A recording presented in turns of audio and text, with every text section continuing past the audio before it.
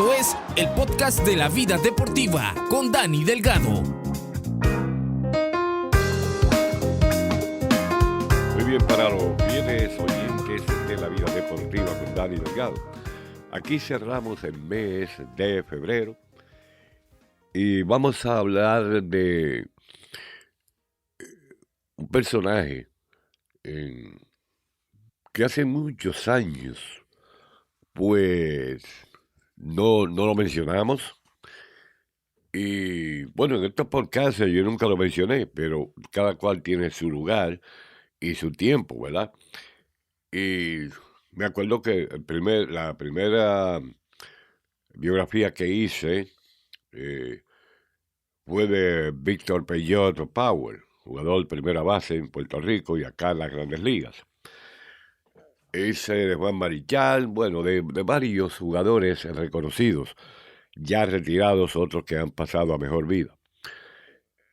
El día de hoy, pues, decidí que habían 2 o 3 días que estaba pensando hacer una especie de biografía, ¿verdad?, de la vida de un jugador que militó junto a Víctor Peyote Power. Estuvo en las mayores y, de hecho, en Puerto Rico, jugando con el equipo Caguas Guayama, que se llamaba así, y luego Caguas de Río Piedras, y finalmente se quedó con el nombre de Caguas, nada más. Y así está, estamos hablando de muchos años atrás, cuando la época de, bueno, el Satchel Paige, que jugó en Puerto Rico, ¿no? Y estos jugadores, como Víctor Peyote, Félix Mantilla, pues para ese tiempo eran novatitos todavía. Eh, Hice la historia de Satchel Paige, cuando jugó con el equipo de Guayama allá en Puerto Rico, uno de los grandes del béisbol de las mayores, incluido en el Salón de la Fama. Hoy hablo de Félix Mantilla, el Gato Mantilla, como la apodaban. Bueno, Félix Mantilla Lamela, ese era el nombre de pila de él. Nació un día 29 de julio del año 1934 en Puerto Rico, en el pueblo de Isabela, al noroeste de Puerto Rico. Fue un jugador de béisbol profesional, fue utility player, o sea que jugaba varias posiciones, pero mayormente se desempeñó como jugador del cuadro. Y en sus 11 años que estuvo militando en las Grandes Ligas, Mantilla jugó para los Bravos de Milwaukee, que ahora son los Bravos de Atlanta. Hablamos de la temporada de 1956 hasta el 61. También militó con los Mets de Nueva York cuando iniciaron los Mets en 1962. Con los Medias Rojas de Boston estuvo desde 1963 hasta el 1965. Y luego con los Astros de Houston en el 1966. Jugó segunda base en su mayoría, acá en las mayores, con 326 partidos jugando segunda base. Pero también él se adaptó a jugar en campo corto y lo hizo como su posición regular. En 180 ocasiones jugó campo corto. En Puerto Rico todo el tiempo jugó el campo corto. Quizás uno que otro juego en Puerto Rico jugaría como guardabosque, pero la mayoría de todos los juegos fueron en el campo corto. Uno de los mejores campos cortos que ha pasado por la Liga Invernal de Puerto Rico. Jugó 143 veces la tercera base y como guardabosque 156 veces. Y ya en el epílogo de su carrera jugó 16 veces en la primera base. Era un bateador derecho y tiraba a la derecha también. Como dije, debutó en junio 21 de 1956 con los Bravos de Milwaukee. Bueno, en su carrera conectó 89 cuadrangulares, buen bateador de por vida, del promedio de 2.61, empujó 330 carreras con estos equipos que mencioné anteriormente. Estuvo en el Juego de Todas Estrellas en el 1965 y de hecho fue campeón en 1957 en la Serie Mundial de 1957. En el 1953, Félix Mantilla, junto a Hank Aaron, ah, y a un jugador de liga menor como el guardabosque Horace Garner, se unieron a un equipo o sucursal, un equipo de clase A, en Jacksonville, los Bravos de Jacksonville, de la Liga de la Costa del Atlántico Sur. Bueno, para esa época, uno de los primeros integrados en el béisbol, la parte sur de Estados Unidos, era este equipo, Mantilla y Aaron. También fueron compañeros de habitación, ¿no? Compañeros de cuarto en esos hoteles. En el 1954, Aaron se convirtió en el guardabosque izquierdo del equipo de los Bravos, cuando Bobby Thompson se lesionó un tobillo. Mantilla se unió al equipo 2 temporadas después de eso. Ambos, Mantilla y Aaron, fueron contribuyentes vitales para que el equipo de Milwaukee ganara la Serie Mundial de 1957 sobre el equipo de los Yankees de Nueva York. Mantilla fue seleccionado por los Mets en el sistema de expansión y se convirtió en la tercera base regular del equipo, donde jugó por 95 partidos, 88 fue como abridor de un partido en la tercera base. Y diríamos, en cuanto al promedio de bateo, en jonrones y en carreras empujadas lo hizo bastante bien. De hecho, lo hizo bastante bien. Durante la temporada de expansión de los Mets en 1962, en las reuniones de invierno, fue cambiado a los Medias Rojas de Boston por Pumpsie Green, Tracy Stoller y Al Moran. Entonces los números de Mantilla mejoraron dramáticamente en el parque, el Fenway Park, porque el parque de Fenway Park era considerado como bueno para los bateadores y no para los lanzadores. Para esa época, el parque más grande que había, que era conceptuado el parque de los lanzadores, era el parque de los Indios de Cleveland, para ese entonces. Era el parque más amplio que había. Muy bien, Boston, pues, tal y como es ahora. Mantilla, pues, mejoró sus números dramáticamente. Hablamos del promedio de 3.15 en 66 partidos en 1963, 2.89 con 30 cuadrangulares en el 1964, 5 menos que lo que bateó anteriormente para una temporada como esta. Bueno, de todas formas, 92 carreras remolcadas en el 1965, y esa temporada también fue nombrado como miembro de todas estrellas de la Liga Americana, la única vez en su carrera que participó en Juego de Estrellas como titular, y fue la segunda base. En 2 viajes al plato se fue en blanco, y antes de ser reemplazado por Bobby Richardson.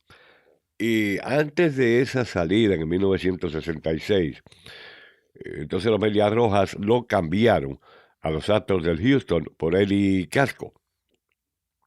Mantilla estuvo ese año como un utility player antes de ser dejado libre en noviembre 28 de 1966.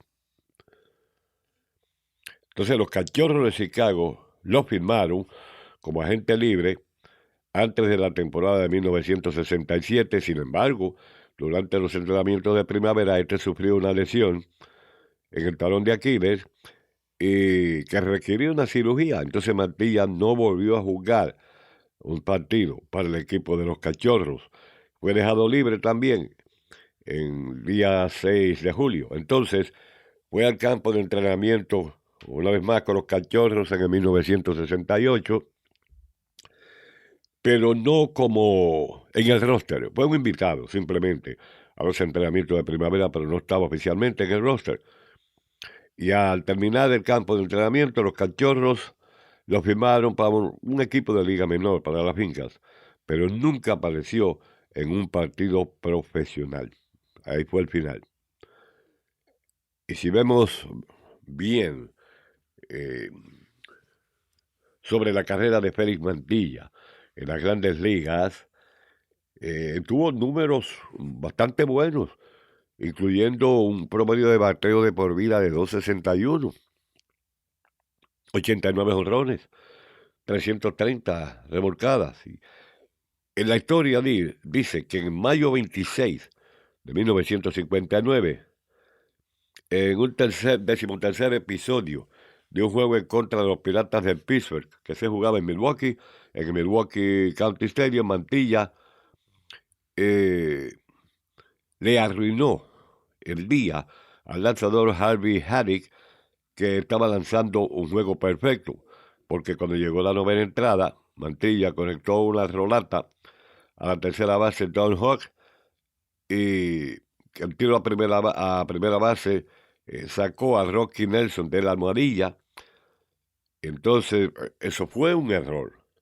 Mantilla ni siquiera había estado en la alineación regular para comenzar el partido. Entró al partido en la 11ª entrada después de que Del Rice había bateado de emergente por Johnny O'Brien. Mantilla se sacrificó por la segunda base Eddie Matthews. Entonces, eso fue siguiendo una base intencional que le dieron a Hank Aaron. El bateador siguiente, Joe Ackles. Entonces, conectó por sobre la valla del jardín central y un batazo que no pudo alcanzar Joe Christopher, que estaba haciendo su debut en las grandes ligas, que por cierto Christopher fue una estrella grande en Puerto Rico con los Indios de Mayagüez. Bueno, ahí el partido terminó 3-0. Mantilla anotó la vuelta, la carrera ganadora, pero Aaron, pensando que la bola todavía estaba en juego y que el partido terminó cuando Mantilla anotó la carrera, entonces dobló por la segunda base y se dirigió al dugout. Alcott, que corría el cuadrangular, entonces le pasó a Aaron en las bases. Como resultado, pues, el presidente Warren Gallagher de la Liga Nacional dijo que Alcott conectó para doble matanza, que no fue un cuadrangular. Y la única carrera que contó en el partido, que contó, fue la de Mantilla, para poner el marcador 1-0. O sea, que este es el marcador válido, 1-0. Porque Aaron cometió el error, y entonces el corredor detrás de Aaron le pasó a Aaron en las bases, y ahí ya técnicamente son declarados out los dos. Pero ya Mantilla había anotado su carrera, así que fue la única carrera que contó para el partido. En 1962, la tarjeta de los peloteros de la marca Topps de Félix Mantilla fue mostrada en un film que hubo, como una película, Skipper Parts, como la tarjeta de más valor, no sé, como tirada al fuego. Y de hecho, se ve que la tarjeta fue tirada al fuego por Lee Emmett, el abuelo Lee Emmett, cuando jugaba con su nieto Buck Hall, y tiró la tarjeta de Mantilla al fuego. Y era la tarjeta que más valía para ese entonces. Es decir, que después Mantilla participó en varios proyectos relacionados con el béisbol con los menores, muchachos jóvenes.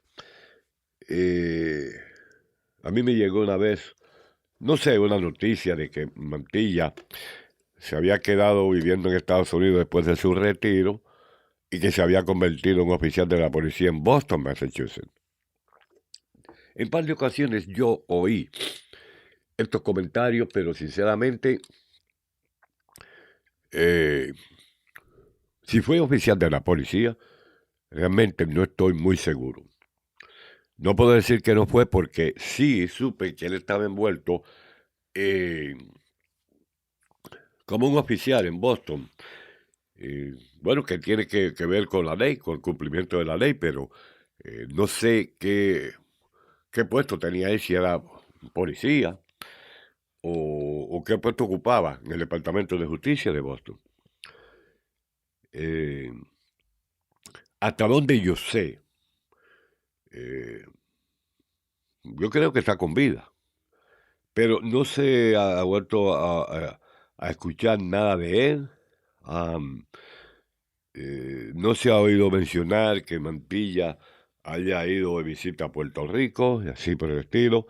Son cosas que estoy tratando a veces de localizar, de conseguir una información que sea correcta, porque muchas de estas informaciones hoy en día las redes sociales son falsas, ¿entiendes? Y no es bueno ya llevar noticias falsas a la gente que le interesan estas cosas, estas biografías de estos jugadores que brillaron en las mayores.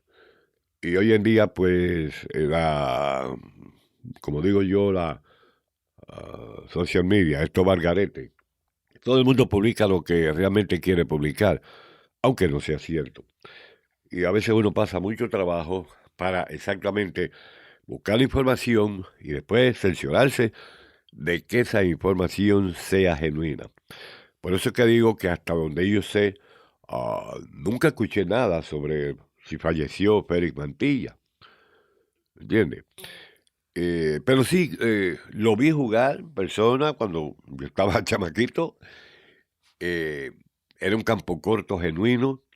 Lo veía cada vez porque era el campo corto, ¿verdad? De mi equipo, eh, de mi ciudad natal. Junto a Víctor Peyó, junto a Juan Ramón Guzmán, al catcher Fran Rivera, ¿entiendes? Los lanzadores como Julio Navarro. Eh, Él militó por muchos años en Puerto Rico y siempre fue un jugador clave en el equipo por la defensa, por conectar los imparables en el momento oportuno, lo que llaman el clutch hitter, que de hecho muchas veces Mantilla era tercer bate en la alineación y a veces aparecía como sexto bate, porque era un clutch hitter.